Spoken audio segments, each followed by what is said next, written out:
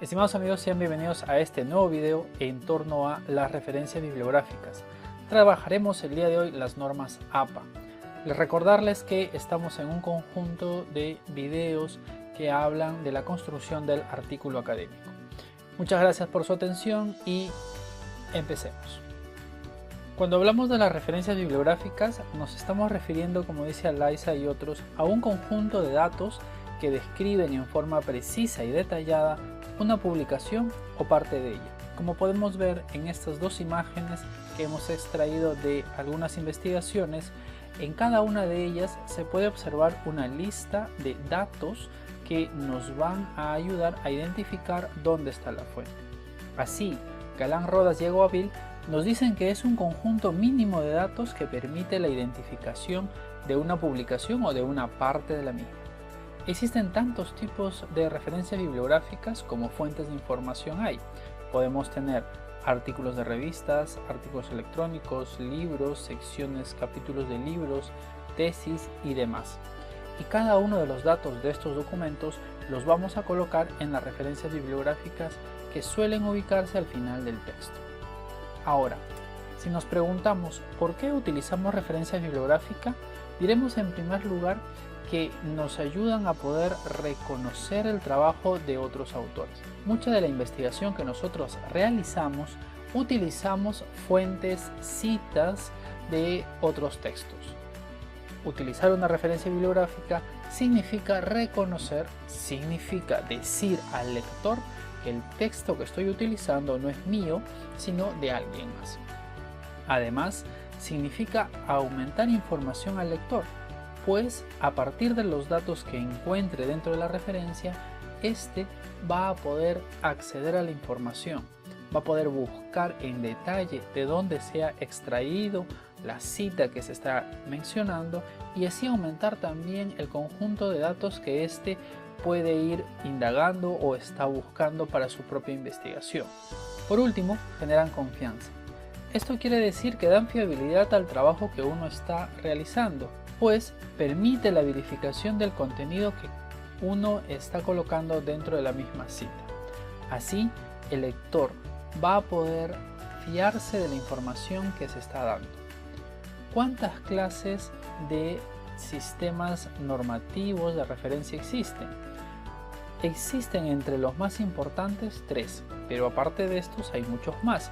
Todo va a depender de la institución en la cual uno se encuentre y en donde uno desea realizar una publicación. Así, en nuestro caso, hablaremos el día de hoy de las normas APA, que son utilizados por la Asociación de Psicólogos Americanos y además por muchas de las ramas de las humanidades. Por otro lado, también tenemos las normas Vancouver, que son utilizadas por las revistas biomédicas. En nuestro ejemplo también coloco las normas de MLA, cuya característica fundamental es orientarse hacia las publicaciones en torno a la lingüística.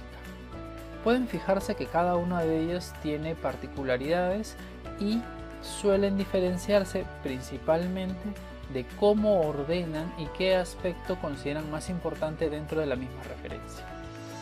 Como les decía, para este video utilizaremos las normas de publicación APA, que son un conjunto de directrices propuestas por la Asociación de Psicólogos Americanos, por eso hacen referencia a las siglas APA, para asegurarse una presentación clara y consistente del material escrito en lo referente al contenido, al estilo, a la edición, a la citación, a las referencias, a la presentación de tablas, entre otros.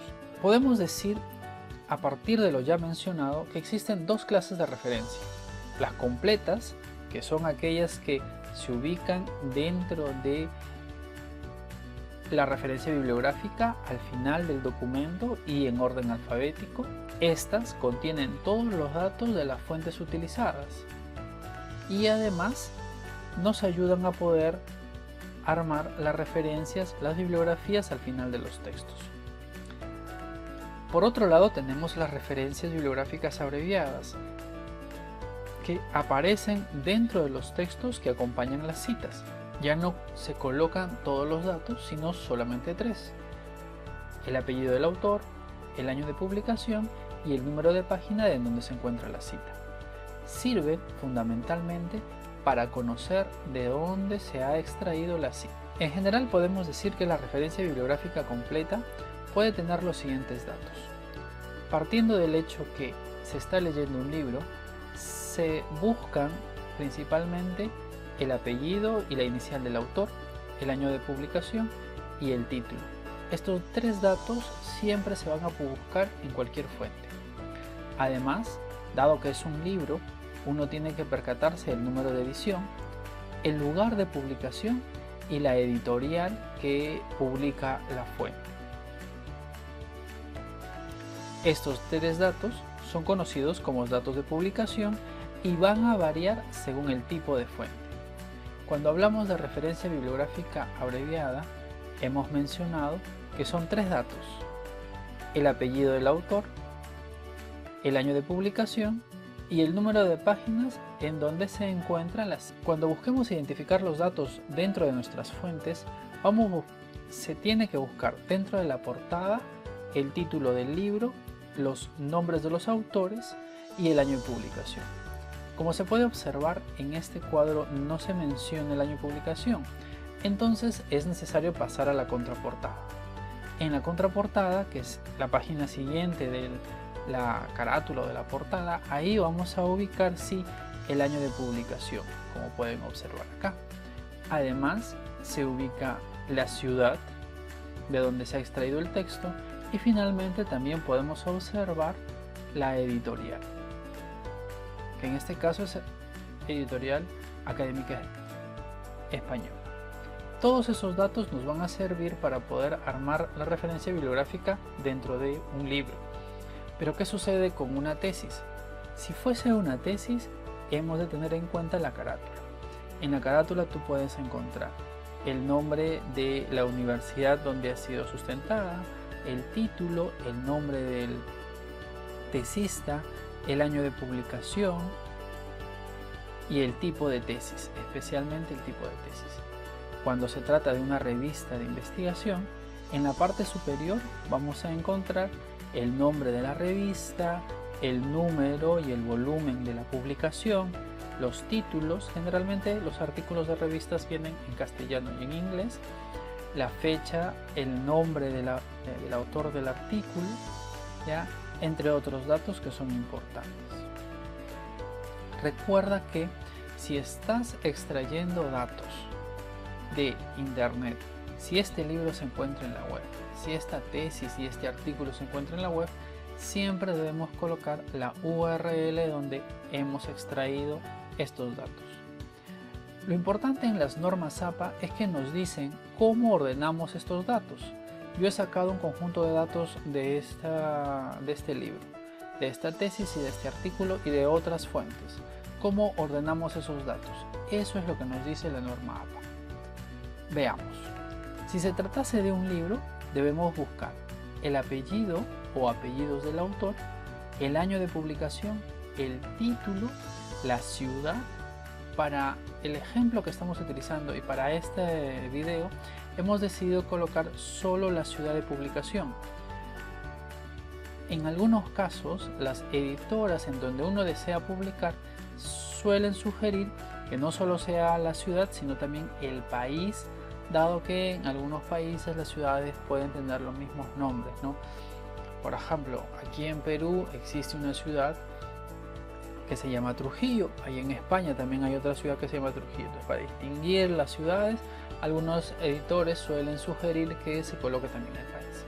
Para nuestro caso, que vamos a solo colocar el tema de la ciudad, estamos teniendo en consideración para esta recomendación lo que nos dice las normas APA en su traducción oficial al español en su tercera edición. Entonces pueden ver el ejemplo: los apellidos del autor, el título, que debe estar en cursiva. En este caso no hay número de edición porque es la primera, la ciudad de publicación y finalmente la editorial. Cuando se está colocando la referencia bibliográfica al final del texto, si ésta excede la segunda línea, se le coloca una sangría francesa. Es por eso que ustedes observan la sangría francesa en los textos.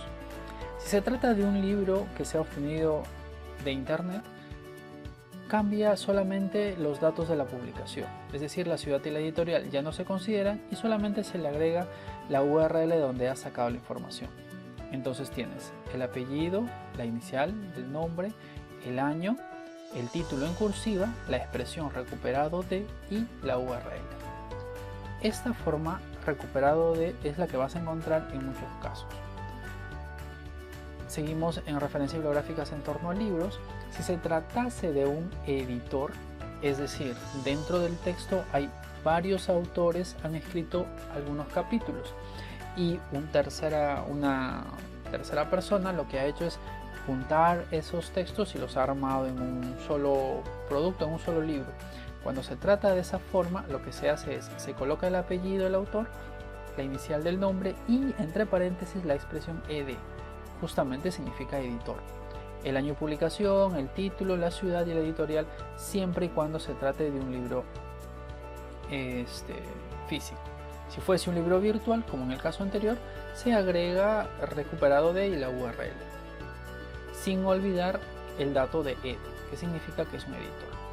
Por otro lado, también tenemos el capítulo, es decir, ya yo no he leído el libro entero, sino he leído un capítulo dentro de este libro.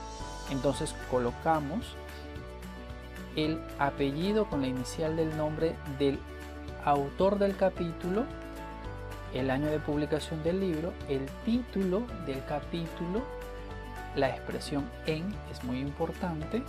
Fíjate que en este caso el título del capítulo no se encuentra en cursiva.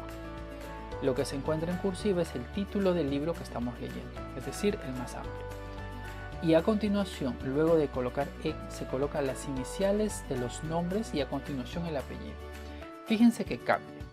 Cuando se trata de colocar el autor del capítulo que estoy leyendo es apellido más autor. Y como este ha sido organizado por un editor, colocamos primero las iniciales de los nombres y luego los apellidos.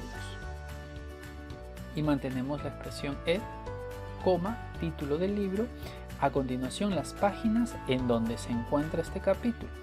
Finalmente terminamos con ciudad y editorial. Si el texto está extraído de internet, se coloca a continuación la URL. ¿Qué sucede si se trata de artículos?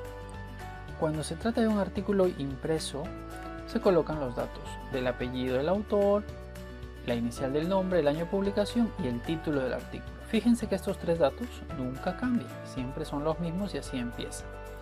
Luego viene un punto seguido, el nombre de la revista. Toda revista tiene un volumen, un número. Fíjense que esto está en cursiva. Y el número de páginas en donde se encuentra el artículo que tú estás leyendo, como puedes observar aquí en el ejemplo. Fíjate pues que lo que cuando te dice apellido, no se coloca solo un apellido, sino los apellidos que aparecen en la fuente que tú estás leyendo. Si encuentras dos apellidos, se colocan los dos apellidos. Si aparece uno solo, colocas uno solo. Igual sucede con las iniciales de los nombres. Si tienes dos nombres colocados, se colocan las dos iniciales. ¿Qué sucede si se trata de una fuente de un artículo que se encuentra publicado en internet? Pues el proceso es el mismo. Apellido, inicial del nombre, año, título, nombre de la revista, volumen, número, páginas y finalmente recuperado de. Es decir, se le agrega el dato de la URL. Ahora, existe en la actualidad codificaciones que se hacen a cada artículo. Esa codificación por artículo recibe el nombre del DOI. Ese DOI es un número especial, es especie como el DNI de cada artículo, que lo vas a encontrar en el mismo texto. Si en lugar de encontrar la URL encuentras el código DOI, tú tienes que hacer la referencia con el código DOI, que como puedes observar varía reemplazando la expresión recuperado de y la URL. En lugar de colocar este dato, colocas el DOI. Y tiene mucho sentido este cambio, pues DOI, cuando tú coloques esos datos, va a ser la entrada al sitio web donde está publicado el texto. Pero ya es una entrada numérica, no es una entrada electrónica. ¿Qué sucede si estoy leyendo un periódico? Cuando se trata de periódicos, ya sean virtuales o sean físicos, se mantiene la misma forma, apellido, Date cuenta que aquí no va año, va fecha.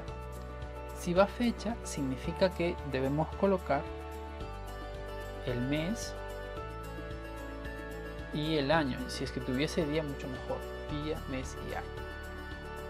Como se puede observar en el ejemplo. Luego el título del artículo, el nombre del periódico en cursiva y las páginas en donde se encuentra. ¿Qué sucede si no ubicamos el apellido del autor? Entonces colocamos el nombre del artículo, la fecha de publicación y el nombre del periódico.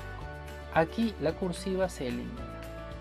Finalmente, si es un periódico que está en web y lo has encontrado ahí, pues colocas los mismos datos, el apellido, la inicial del nombre, la fecha de publicación, el título del artículo, el nombre del periódico y la expresión recuperado de. Ya no colocamos el número de páginas, solo recuperado de. Lo mismo sucede cuando no encontramos el autor dentro del texto.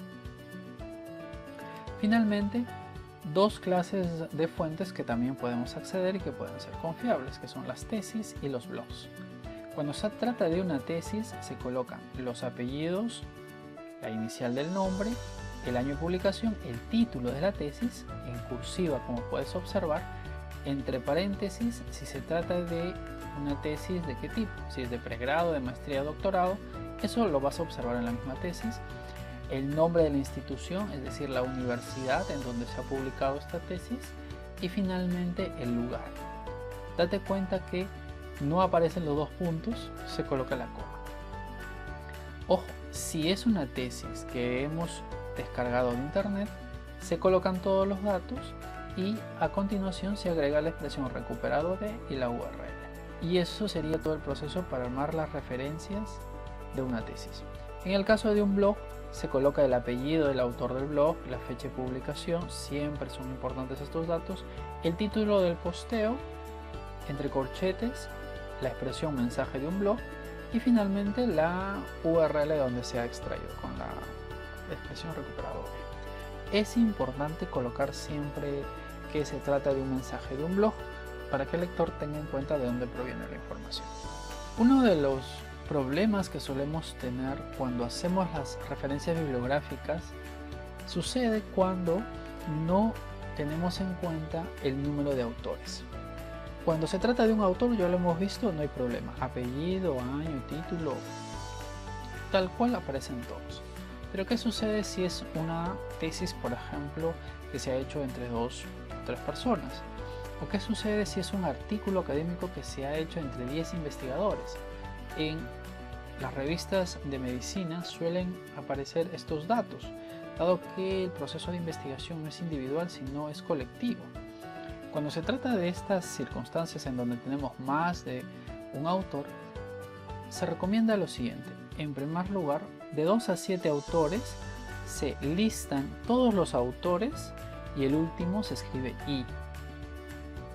Por ejemplo, en este caso tenemos un texto que ha sido trabajado entre 4 investigadores. Entonces tenemos Silva, inicial, punto, coma, Yaña, punto, la inicial, coma, Maldonado, la inicial, y terminamos el apellido y el inicial del nombre. Si fuesen 7, colocamos los 6 y el último el. Ahora, ¿qué sucede si se tratan de 8?